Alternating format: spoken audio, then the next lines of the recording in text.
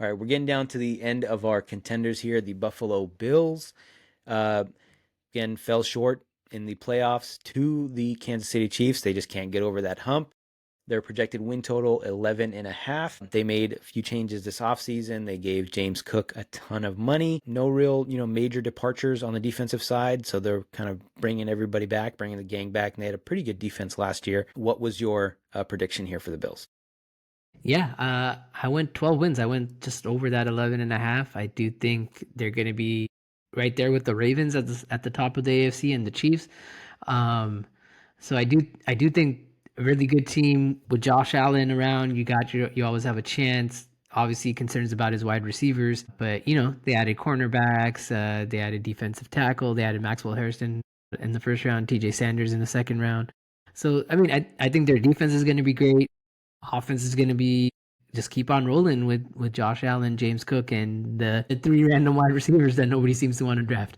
Um, and they'll be fine. They'll be fine. Yeah, Like as I'm long as not you have Josh seeing Allen, Shakir go. Yeah. yeah, nobody wants these guys. So, but I do think they're still just a great team, and they'll probably like maybe find like they did last year with Amari Cooper, but then he didn't really work out for them. But like they'll find some guy who wants off his team, and maybe it's a Tyreek Hill trade happening mid-season, right when the Dolphins are maybe out of this.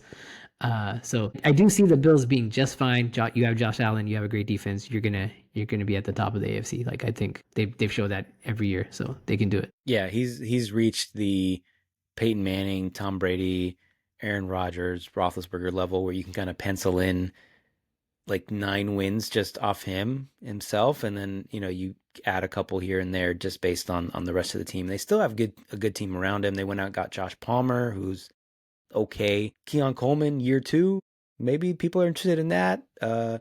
Dalton Kincaid, year two, maybe people are interested in that.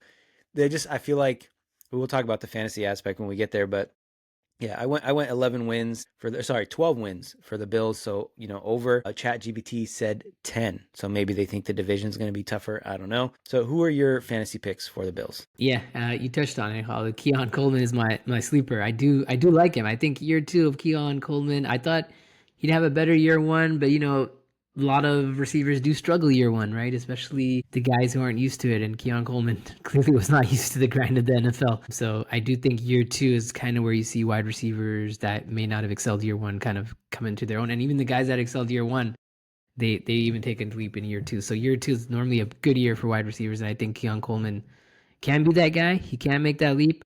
If he's not, we'll find out. We'll see. We'll see. But I do like him as a sleeper pick. He's going pretty late in rounds, and you can get him for $1 or two in auction drafts, things like that. So I Yeah, do I he's do he's like been Keon Coleman. forgotten. He's been forgotten. And my bust, this is gonna hurt our dear friend Nusser's heart. It's gonna be Khalil Shakir. I don't think he was I don't know, man. He didn't show much last year. I don't think he's that slot guy they were looking for. He's kind of average. He's like maybe I see him as like very similar to Hunter Renfro. Like he's just okay. He just has to be fed maybe targets like off like quick I don't screens, I things don't like like that. that insult that you threw at my guy Renfro, but Hey, he got cut by the Panthers, bro. What do you want? He's been cut by the Raiders, cut by the Panthers, working a sales job. Like, I'm just saying, like, he's nothing more than that, right? Like, he's like maybe a slot guy where you can feed him off screens and things like that. But I don't see him as like a field stretcher or anything like that. he's not. But I think he has the volume to basically justify his selection. I get you. That's fine. We don't need to agree. It's actually better if we don't agree. Well, we agreed on the sleeper. We both picked Keon Coleman. Again, I was trying to pick somebody different, so you probably changed your pick. I think you had Ray Davis before this I until did. But then I James Cook liked, signed. yeah, yeah. And then James Cook signed, and I was like, oh, maybe I'm going Keon Coleman now. That's fine. Yeah, for all the reasons, year two. I feel like unless the receiver went to LSU or Ohio State, they're going to struggle year one.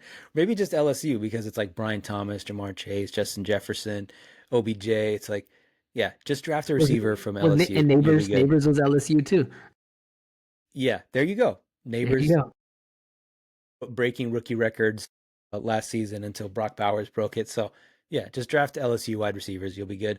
My bust is Josh Palmer. I just don't think he's that good. Maybe injuries hampered him in Tennessee, or sorry, in LA with the Chargers. They had high hopes for him. He never really panned out. So maybe I just don't see it. And I think that's why guys like Shakir and Knox and Kincaid and these other guys will benefit because he's okay. But I'm happy to be proven wrong. All right. Last team here, the Super Bowl